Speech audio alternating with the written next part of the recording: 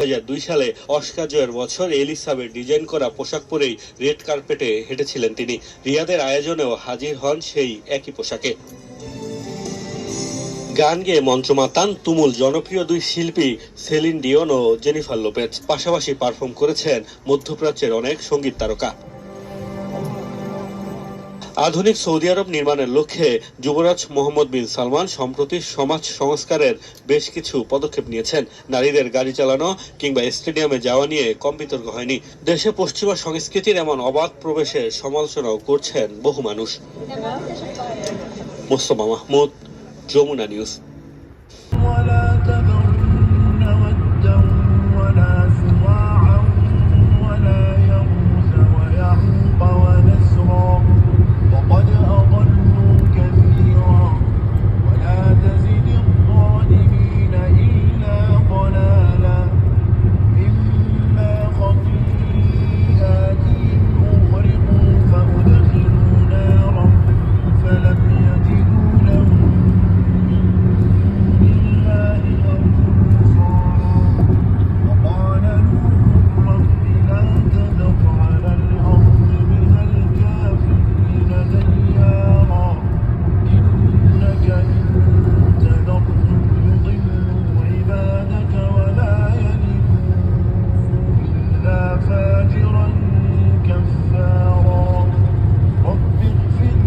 প্রকাশ করা হয়েছে কিমের ড্রোন পরিদর্শনের বেশ কয়েকটি ছবি।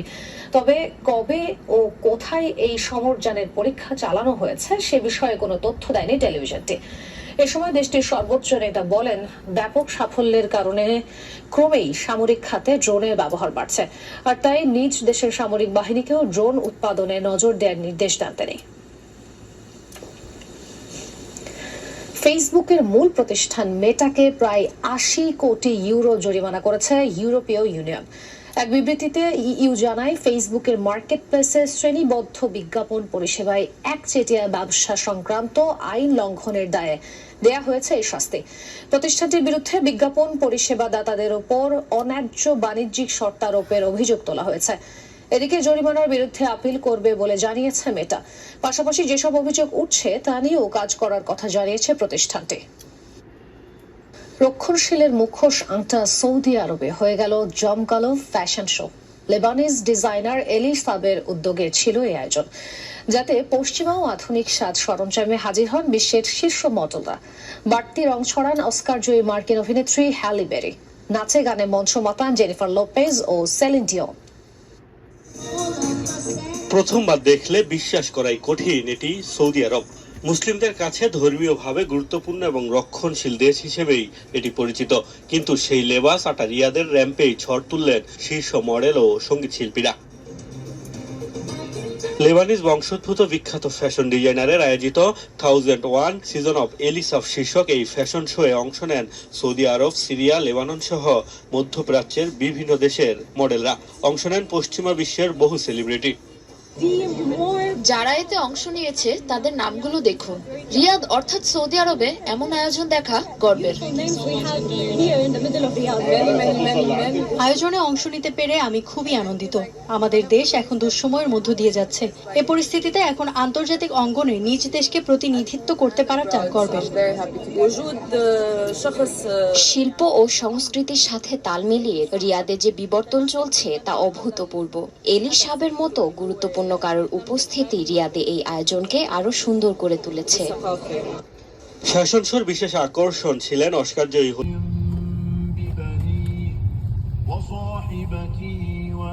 মাকড়সা, 110টি শতপদী ও 9টি বুলেট পিঁপড়া উদ্ধার করা হয়েছে। শুক্রবার এই ঘটনা হয়। কর্তৃপক্ষ জানায়, পাচারের উদ্দেশ্যে এসব পোকামাকড় আনা হয়।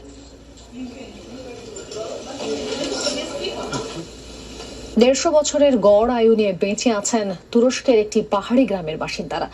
তাদের দীর্ঘ জীবনের রহস্য জানতে নানা তৎপরতা চালিয়েছেন বিজ্ঞানীরা। এখনো অবশ্য মেলেনি উত্তর।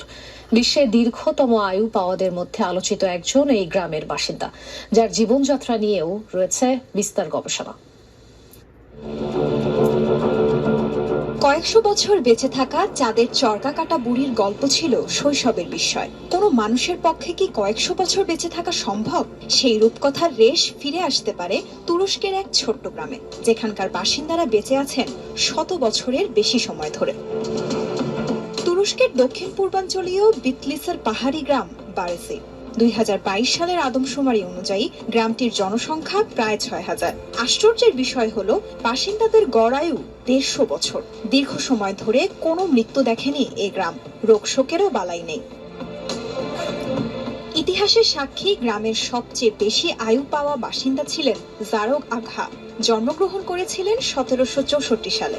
ধারণা করা হয় পৃথিবীতে সবচেয়ে বেশি সময় ধরে জীবিত থাকা ব্যক্তিদের মধ্যে তিনি একজন।